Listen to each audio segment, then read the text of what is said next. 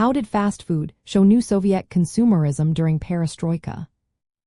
Imagine walking into a place where everything is quick, uniform, and feels like a slice of the West. During the late 1980s and early 1990s, that image became real in the Soviet Union with the arrival of fast food chains. This was a time when the country was changing fast, trying to open up its economy and society. Perestroika, which means restructuring, was introduced by Mikhail Gorbachev to make the Soviet economy less rigid and more open to outside influences. It aimed to reduce the strict control of the government and allow some capitalist ideas to take hold. When McDonald's opened in Moscow around 1990, it was more than just a new place to eat. It was a symbol of a new way of thinking about shopping, eating, and even socializing. The restaurant offered a familiar menu, quick service, and a clean, friendly environment.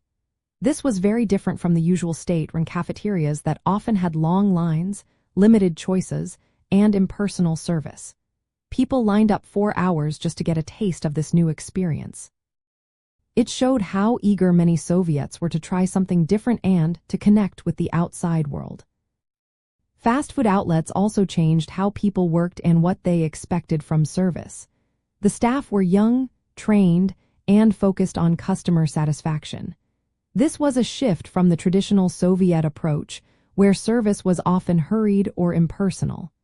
These restaurants became a place where young people could see a different kind of work and lifestyle.